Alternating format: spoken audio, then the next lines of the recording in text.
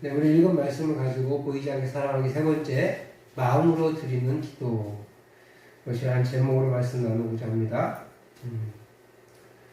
나무와 미탑을 간센보살. 네, 목사가 이런 말 하니까 웃기잖아요, 그죠? 네, 우리가 잘 알고 있듯이 이 말은 불교 용어입니다. 나무는 우리가 말하는 나무가 아니고 전 나미아미타불인 줄 알았더니 나무 아미타불이더라고요. 나무는 돌아가서 의지하다 라는 뜻을 가지고 있대요.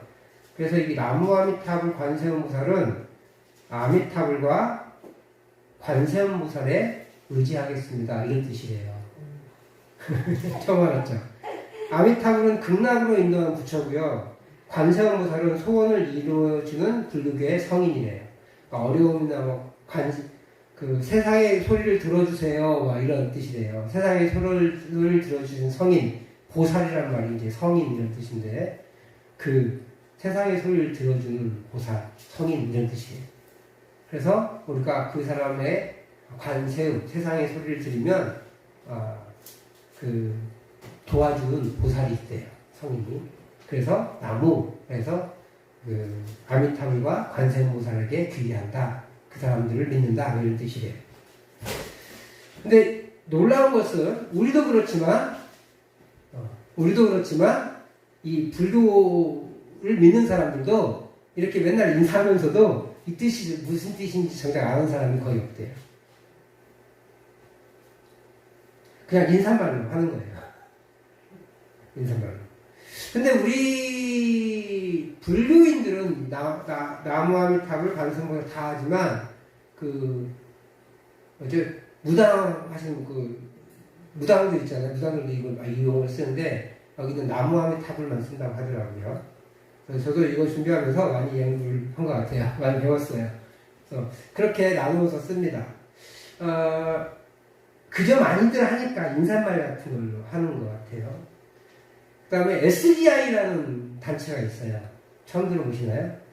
옛날에 우리는 호랭이교라고 했어요.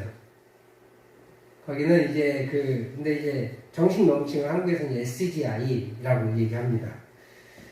일본에서 온 신흥 종교예요. 불교에서 나왔어요. 근데 이 사람들은 남묘 호랭교 이렇게 우리가 알고 있는데 정확한 명칭은 일본 말이잖아요. 남묘 호랭개쿄이래요. 남묘 호랭개쿄. 일본어니까. 남묘는 역시 남은 나무의 뜻이에요. 귀의하다 이런 뜻이고 묘호랭개쿄에게 귀의하다 이런 뜻이에요. 이 창가학교라는 일본 신흥종교인데 한국에서는 이제 옛날에는 우리끼리는 호랭이교라고 했다가 요즘은 SGI라고 건물을 지어서 봉사활동 같은 것도 많이 해요. 근데 이 사람들은 남묘호랭개쿄 이렇게 외우면 소원이 이루어진다고 합니다. 이 호랭개쿄가 라는 사람이 소원을 들어주기도 하고 부자가 되기도 하고 이런 부자가 되게 해준대요. 예전에 한번 저희 아내랑 아는 사람이 있었는데 그 사람을 전도하려고 했는데 시어머니가 이 SGI 다녔어요. 근데 교회를 한번 데려갔더니 그 다음날 연락이 왔대요. 너 교회 간 거 아니지? 기도가 안 되더래요. 다른 종교도요, 이렇게 귀신이 영향을 미치기 때문에, 영적입니다. 귀신의 영을 가지고 있기 때문에요, 이 영적을 통해서, 아들이랑 며느리를 기도하는데 기도가 안 되더래요. 교회 갔다 온 다음날 그걸 느꼈다고 하더라고요. 귀신도 역사를 합니다. 귀신의 역사가 일어난다고 해서 그것이 진짜는 아닌 거예요. 진리는 아닌 거예요. 우리는 그것을 구별할 줄을 알아야 돼요. 어쨌든 남묘호랭개교도 앞에 나미아미타불 관세음보살과 비슷한 뜻을 가지고 있어요.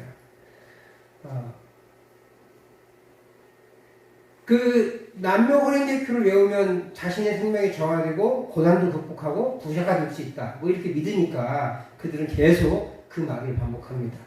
아마 남묘호랭개교를 제대로 아시는 분들이 또 없을 거예요. 오직하면 남묘호랭개교 이렇게 있어요. 우리는 그렇게 들렸잖아요. 그래서 호랭이교, 호랑이교, 호랭교 이렇게 막 오해했었는데 저도 오늘 어제 처음 알았어요. 어제 저 말씀드리면서 남묘호랭개표라고 한다고 합니다.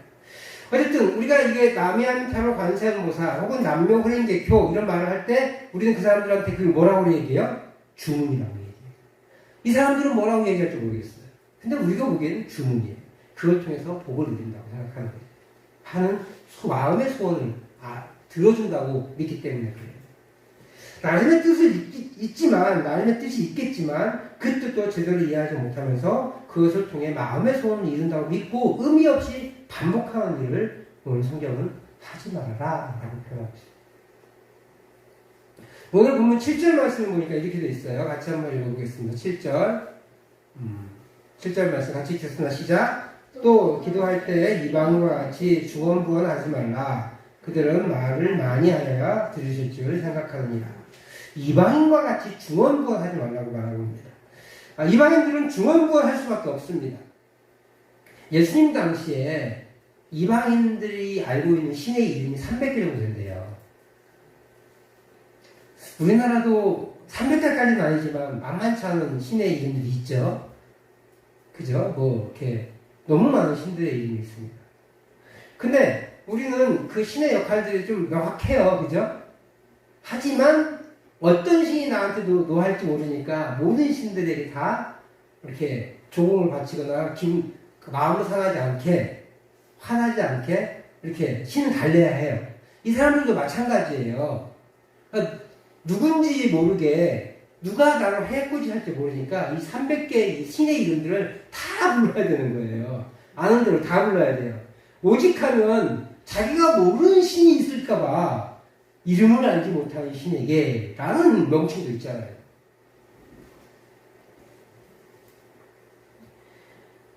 그러니까 어떤 신인지 알 수 보니까 그 이름을 다 부르다 보면 그게 하나의 주문이죠.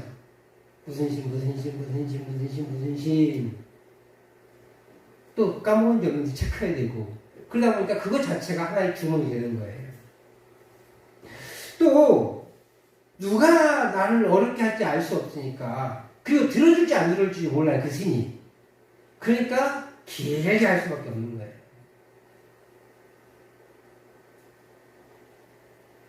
대상도 모르고 응답의 확신도 없고, 그러니까 기도가 공허하게 길게 늘어뜨릴 수밖에 없다는 것이에요. 이 예수님이 왜 이방인처럼 중언부언하지 말라고 했을까요? 너무나 당연하죠. 왜냐하면 의미가 없기 때문에 그래요. 그리고 한 사람이 300개의 신과 어떻게 다 일일이 만날 수 있겠어요? 사람도 300명 만나기 힘든데 보이지 않는 신을 어떻게 300명 다 섬길 수 있겠어요? 신을. 그러니까 다 섬기는 게 아니라 한 구신, 제일 센 신, 나한테 필요한 신들을 섬기는 거예요. 바닷가 가면 용왕 섬겨요. 그죠? 산에 가면 산신령을 섬기는 거예요. 나한테 해코지를 많이 할 신들을 섬기는 거예요. 이렇게.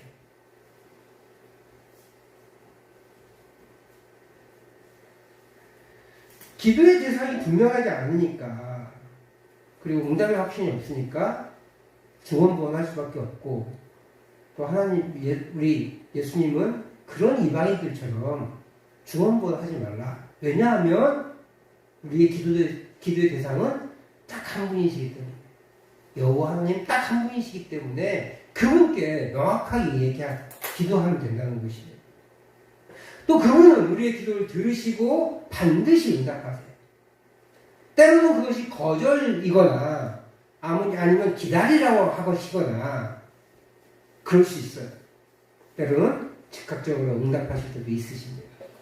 어떻든지 간에 거절도 응답이고 기다리게 하신 것도 응답이시고 그걸 아직 안 이루어지신 거죠. 그리고 지금 당장 이루어지신 것도 응답인 거예요. 하나님은 분명히 우리에게 응답하십니다. 그렇기 때문에 우리는 그렇게 길게 얘기할 필요 없어요. 더 놀라운 것은 그분이 우리의 필요를 아시기 때문에 그렇습니다. 우리 8절 말씀을 같이 읽어보겠습니다. 시작. 아직 8절 말씀이요. 네, 시작. 그러므로 그들을 본받지 말라. 구하기 전에 너희에게 있어야 할 것을 하나님 너희 아버지께서 아시느니라.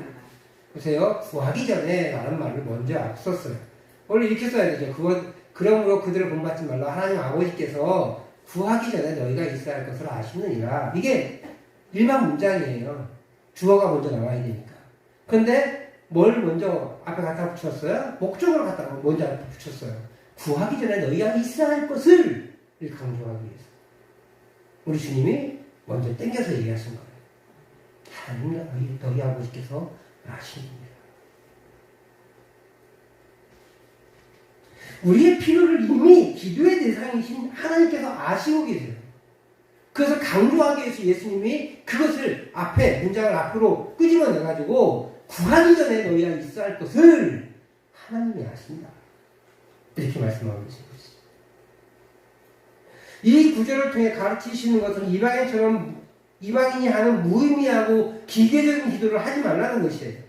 300여개나 되는 신과 일일이 관계를 맺을 수 없기에 어떤 신이 자신의 기도를 응답해 줄 수 알 수 없기에 그들은 중언부언할 수밖에 없지만 우리는 명확하게 하나님 아버지께 기도하는 것이고 구하기 전에 우리에게 있어야 할 것을 아시기 때문에 한 번만 얘기해도 된다는 거예요. 응답된다는 확신이 없이 그저 길게만 기도하는 기도를 주님은 경계하세요. 그럼 우리는 중언부언 하지 말라고 했으니까 했던 기도 또 하면 안 되나? 어제 우리 아들을 위해서 하고 우리 가정에 어려운 분들 기도했는데 어제 기도했으니까 오늘 기도하지 않아도 되나? 뭐 이렇게 얘기할 수 있을 것 같아요. 내 마음에 사무쳐서 오늘 또 기도하고 그 기도 제목들을 하나만 가지고 몇 번을 반복해서 기도하는 거. 오늘 하루만도 하나님 이거 해주세요, 이거 해주세요, 이거 해주세요 라고 하는 것은 중언부언인가? 그러면 그거는 이제 하나님께서 예수님께서 하지 말라고 했으니까 하지 말아야 되나? 이렇게 생각할 수 있을 것 같아요. 근데요, 중언부언 하지 말라는 가르침은 반복을 하지 말라는 가르침이 아니에요. 그것은 관계없는 상태에서 무미건조하게 마음을 앉지 않는 상태로 기도하지 말라는 거예요. 그냥 멍 때리면서 이렇게 하지 말라는 거죠. 우리도 이런 실수를 할 수가 있어요. 방언이 바로 그 대표적인 예입니다. 고린도전서 14장 14절 말씀을 우리 같이 한번 읽어보겠습니다. 시작. 내가 만일 방언으로 기도하면 나의 영이 기도하거니와 나의 마음은 열매를 맺지 못하리라. 방언은 누가 기도한대요? 내가 기도하는 것이 아니라 내 영이, 내 속에 관한 영이 기도하는 겁니다. 그래서 마음은 그 기도를 몰라요. 그러니까 바울 사도는 통변을 위해서 하고 있어요. 물론 저거는 공식적인 공기도예요, 공기도. 그래서 공기도 때는 방언으로 기도하면 안 돼요. 개인적으로는 기도할 수 있죠. 근데 공기도를 얘기하는 것이긴 하지만 동시에 내 기도, 내 개인적인 기도 있을 때도 그 영이 기도할 때 마음이 열매를 맺지 못해요. 공허해지는 거예요. 내가 마음을 쏟지 않아도 기도가 술술 나와요, 방언 기도는. 그죠? 그러니까 마음을 놔버리는 거예요. 그럼 기도는 1시간씩 했는데, 1시간, 2시간씩 했는데, 나는 기도한 것 같지 않아. 왜 그래요? 마음을 쏟지 않기 때문에. 그래서 바울 사도는 15절 이렇게 얘기합니다. 그래서 15절 같이 읽겠습니다. 시작. 그러면 어떻게 할까? 내가 영으로 기도하고 또 마음으로 기도하며 내가 영으로 찬송하고 또 마음으로 찬송하리라. 뭐가 들어가야 돼요? 마음이 들어가요. 영은 영으로 기도하는 거예요. 그때 그 기도의 내용에 마음이 집중하잖아요. 자세히는 아니지만 어떤 기도인지는 알게 돼요. 통변까지는 아니지만 그 기도의 내용을 어렴풋이 이해하게 됩니다. 그럼 내 마음도 흡축하게 생기는 거예요. 오늘날 영어로 하는 찬양은 별로 없긴 하지만 그 방언 찬양을 할 때도 마찬가지예요. 내가 마음을 집중해야 돼요. 그래야 그 방언의 내용을 어렴풋이나마 알 수 있어요. 제일 좋은 건 뭐예요?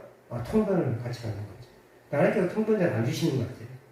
통변을 하시는 분들이나 그런 분들 많이 못 뵙고 뵙더라도 아주 극소수거나 아니면 통변을 하시다가 조금 놓쳤을 때 그 통변이 다시 사라지는 걸 보게 돼요. 마음을 쏟는 기도를 해야 한다라고 말하고 있어요.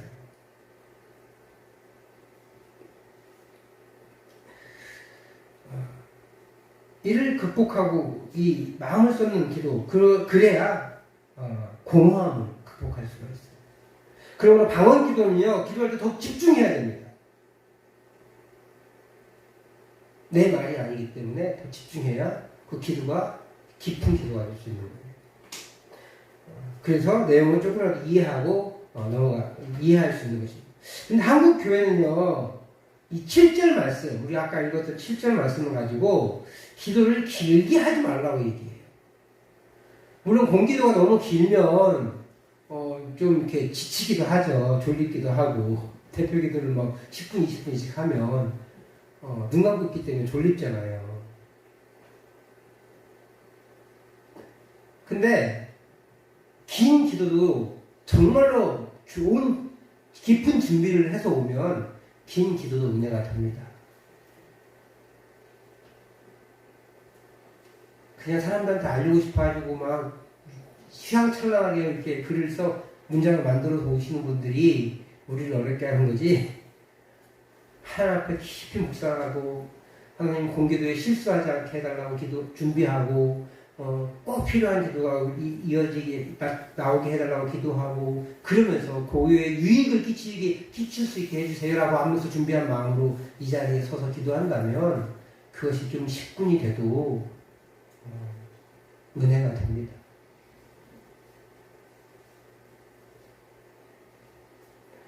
저는 이렇게 생각해요. 7절 말씀을 가지고 길게 기도하지 말아라. 반복적으로 하는 기도를 중언부언이다. 그런 기도는 중언부언이다. 이렇게 함부로 정죄하는 사람들이 있어요. 그런데 이런 분들을 보면 되게 기도하지 않는 분들이에요. 물론 그분들도 그 기도 응답 받은 게 있었겠죠. 기도 응답 받은 게 있으니까 야 기도는 길다고 응답 받는 게 아니야. 너무 쉽게 얘기할 수 있는 거예요. 자신의 기도의 분량과 기도의 양의 그 하나님 요구하시는 수준이 낮았다는 걸 생각하지 못해. 그분들의 기도는 되게 뭔지 알아요? 되게 자기 욕심 기도예요. 그리고 명확하게 그것이 응답되고 이루어진 걸 보면 짧은 기도도 괜찮네. 근데 하나님은 그 기도를 기뻐하시죠. 그러나 그 기도의 수준은 낮은 거예요. 여러분 초등학생 수준의 영어, 국어, 영어, 수학의 수준을 요구합니다. 그죠? 초등학교 1학년한테 더하기 빼기 가르쳐요. 나눗셈 가르치지 않고. 중학생한테 더하기 빼기 안 가르칩니다. 방정식 가르치죠. 중학생은 방정식을 알아야 되기 때문에 그래요. 초등학생은 더하기 빼기 알아야 돼요. 초등학생한테 방정식 너 왜 몰라? 혼내지 않는다는 거예요. 우리 하나님도 마찬가지예요. 기도의 수준이 낮은 사람한테 그 기도의 수준을 높은 걸 요구하지 않아요. 그러니까 그렇게 짧은 기도도 응답해 주시는 확률이 높은 거죠. 그래서 기도 응답은요, 사실 신앙생활을 길게 하신 분들은 기도 응답이 잘 없어요. 왜냐면 그 기도 응답 안 해줘도 안 떠나시거든요. 기도 응답이 많다! 그런 분들은 아직 내가 믿음의 연조가, 믿음의 깊이가 아직 깊지 않구나, 라고 생각하셔도 무방합니다. 틀리지 않습니다. 그러니까요, 우리가, 하나님 왜 이렇게 내 기도 안 들어주시지? 날 사랑하지 않으시나? 날 싫어하시나? 그럴 필요 없어요. 옛날에는 기도 잘 들어줬는데 내 믿음이 너무 떨어졌나? 그렇게 생각하실 필요 없어요. 내 믿음이 그만큼 깊어졌구나. 하나님 나한테 믿음의 수준을 이만큼까지 요구하시는구나 라고 이해하시면 돼요.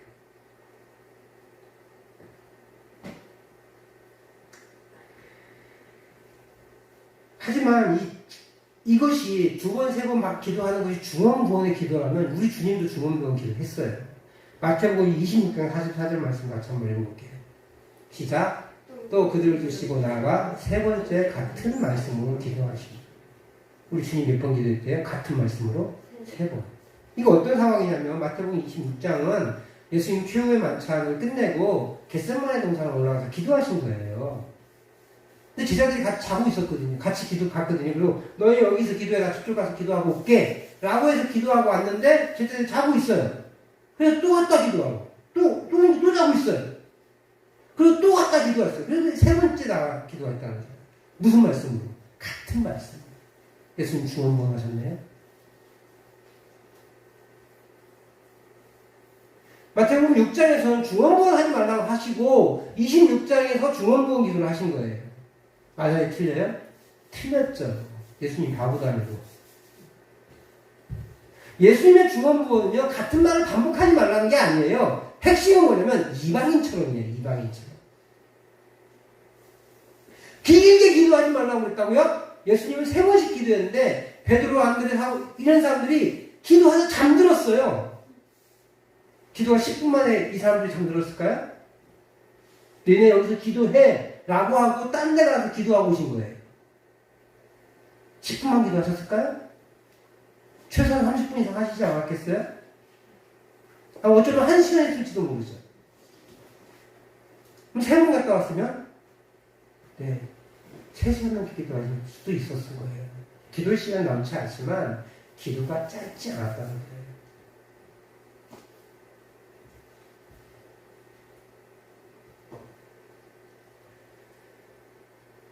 중언부언을 하지 말라는 말은 이방인처럼이라는 말이 들어가야 돼요. 반복적으로 하지 말라는 게 아니라 아까 300여 명의 그 신들의 이름을 부르기 위해서 계속 반복적으로 그 이름들을 부르는 거. 의미 없이 중얼거리는 거예요. 했던 말 또 했던 말이 아니라 의미 없이 중얼거리는 거예요. 조왕신, 남학신, 무슨 신. 그게 중얼거리는 거예요.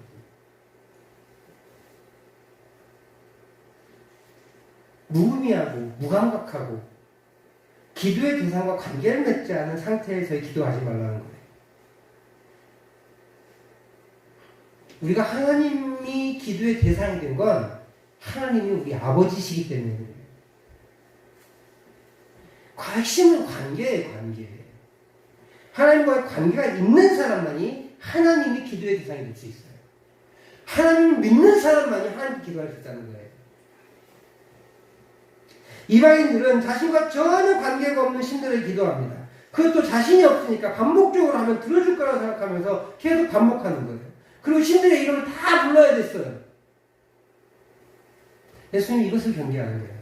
관계가 맺어지지 않은 상태에서 그 많은 신들의 이름들을 계속 조항거리면서 불러내면서 혹시 모르니까 또 다른 이름 불러서 기도하고 또 다른 이름 불러서 기도하고 또 다른 이름 불러서 기도하는 거.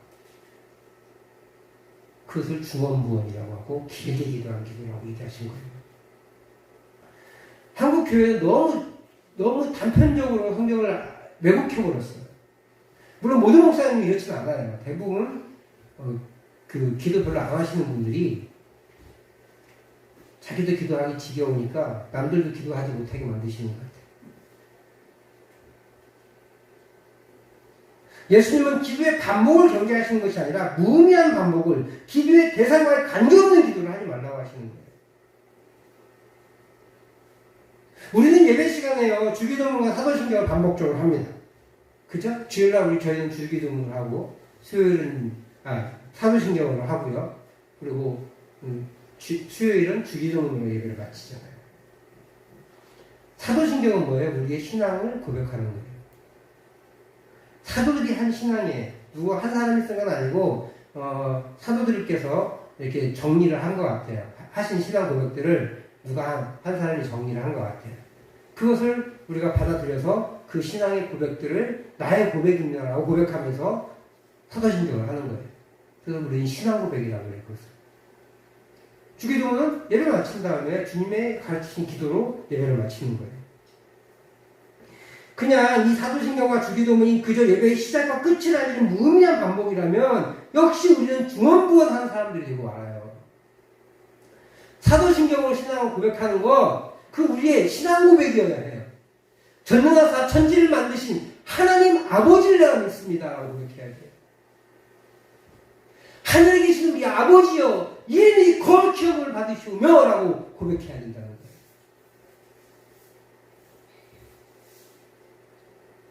근데 주기도문을 암송하면서 늘 걸리는 게 하나 있어요.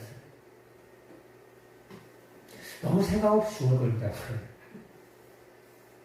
자, 우리 주기도문 한번 외워볼까요? 첫 구절만 시작. 하늘에 계신 우리 아버지여, 이름이 거룩히 여김을 받으시오며 나라의 임하옵시며. 우리 권사님 아셨네요?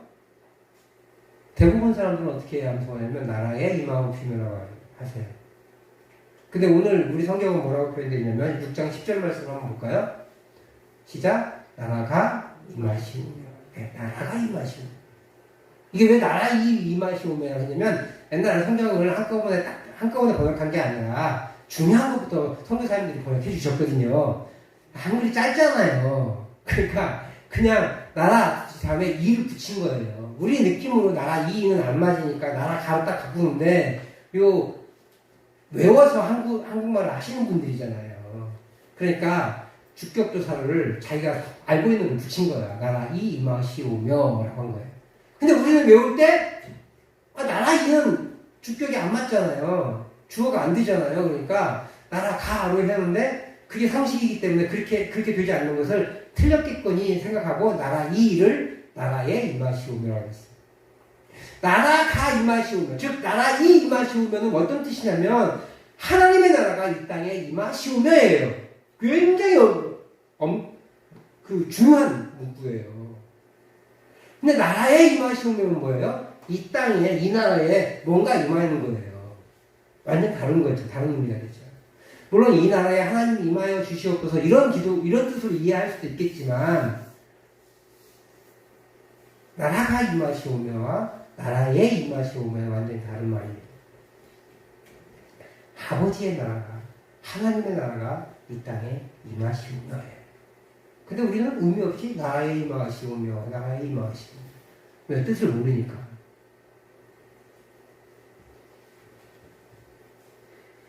결국은요, 우리가 이렇게 나라 이 임하시오며라고 우리 권사님들 외우시는 게 감사한데, 나라에 임하시오며를 아무 생각 없이 그렇게 외우시잖아요? 그러면 우리는 이 주기도문을 주문처럼 외우고 있는 거예요. 기도의 반복이 중요하다 안 중요하다가 아니라 내 마음에 사무친 거 어떻게 한 번 기도하고 맞춰요. 내 마음에 막 불일 듯이 있는데 어떻게 그냥 차갑게 한번 주님 그거 아시죠? 하고 끝내요. 주님이 아신다고 했는데 나 기도할 거 없죠? 어떻게 이렇게 말해요? 죽겠는데 내 마음에서.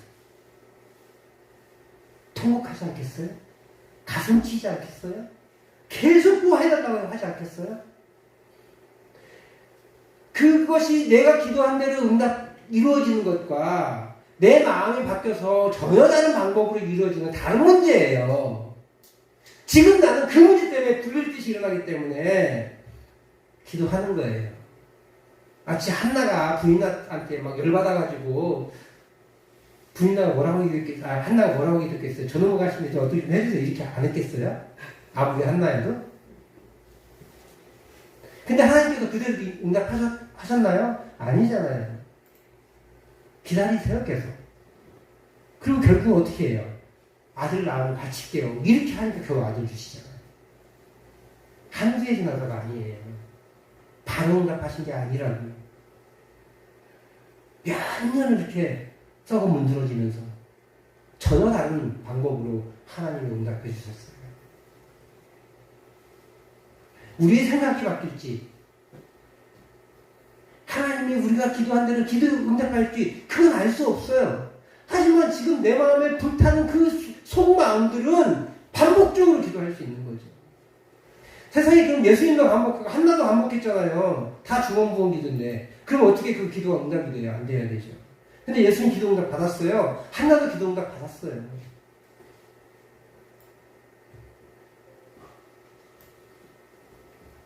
그러니까 우리는 기도 길게 해도 돼요? 안 돼요? 돼요. 반복해서 여러 번 기도해도 돼요? 안 돼요? 돼요, 당연히. 그러나 마음에 담은 기도라고 해서 반드시 길게 해야 하는 것은 아니에요. 오늘 주님이 우리 기도문을 우리에게 주실 때 짧게 주셨다고 기억해야 돼요. 꼭 필요한 기도의 양식으로 허락해 주셨어요. 그리고 그 기도의 양식은 다음 주에 살펴볼 거예요. 주기도문을 뭐 전체를 다 살펴보지 못할 거고 양식을 그 양식만큼만 살펴볼 거예요. 짧지만 모든 기도의 모험을 우리 주님께서 주셨기에 주기도문의 형식에 맞춰 기도하는 내용들은 작성하는 것이 좋습니다.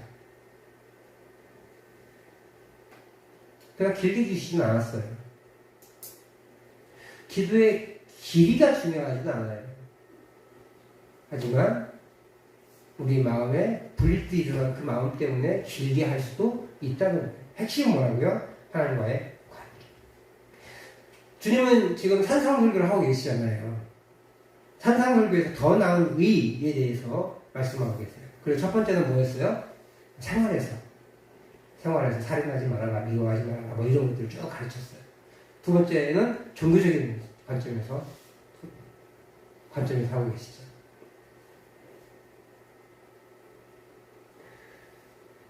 그래서 첫 번째는 뭐였어요? 종교적인 관점에서는 구제, 은밀히 해라, 보이지 않게 사랑해라.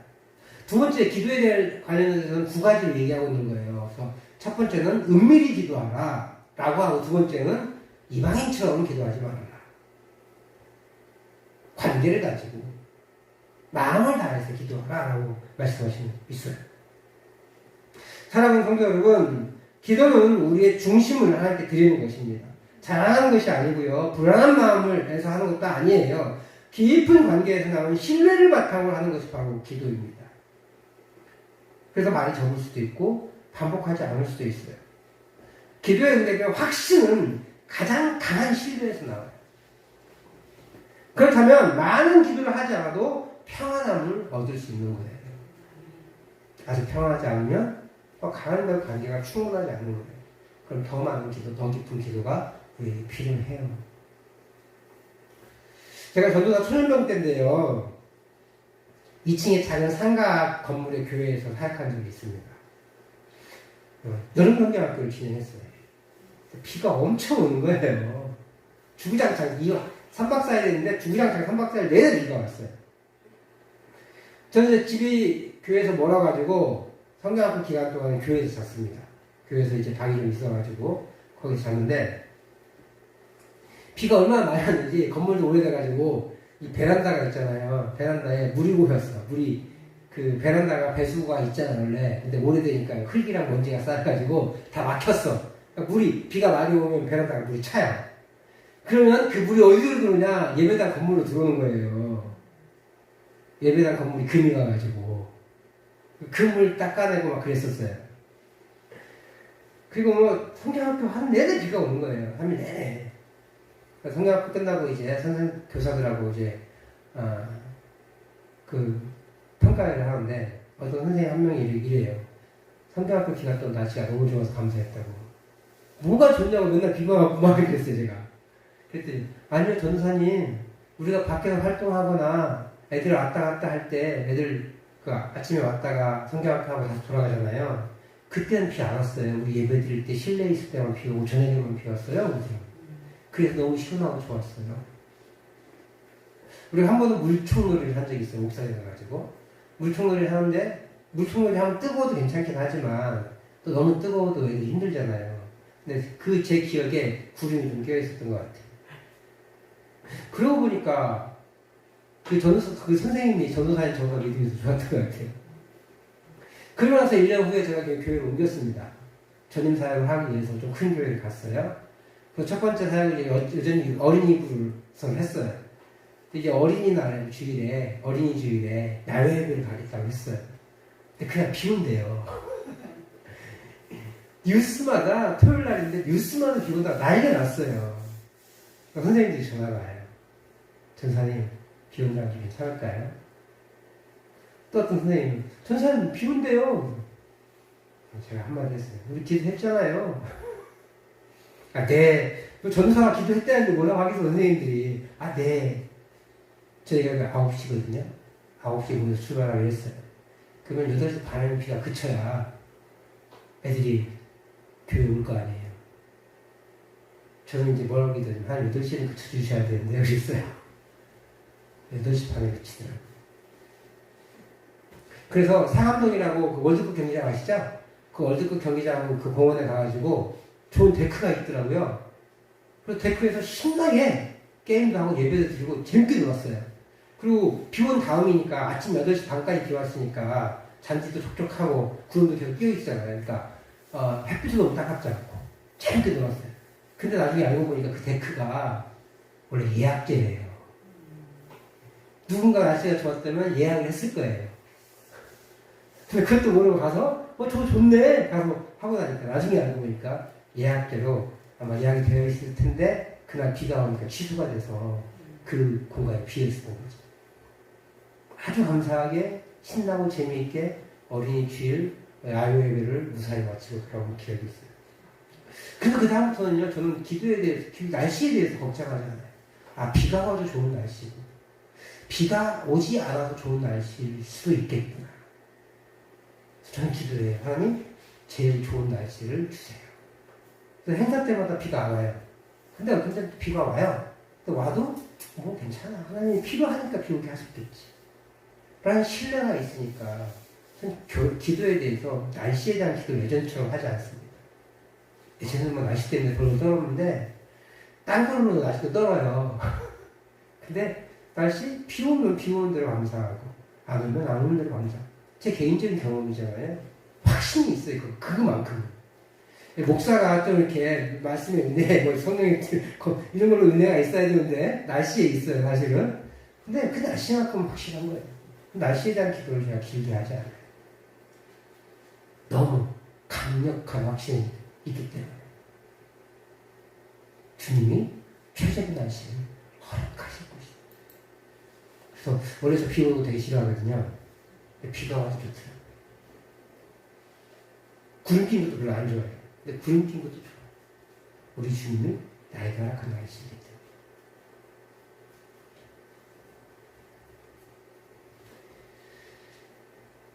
하나님에 대한 신뢰를 바탕으로 하는 기도는 길 필요가 없습니다. 계속 반복해줄 필요도 없습니다. 그러나 그렇다고 반복적이고 길게 기도하는 것이 잘못된 기도가 아니에요. 오히려 그렇게 깊은 간구는 기도가 길어지고 목소리가 높아지고 같은 말을 다시 할 수밖에 없어요. 중요한 것은 우리 마음입니다. 근데 기도를 길게 하지 않은 분들은 핑계 삼아 얘기하는 거예요. 남을 쉽게 정죄하면서. 반대로 기도를 길게 하는 사람들은, 기도 짧게 하는 사람들은 쉽게 정죄해요. 기도도 믿음도 없다고.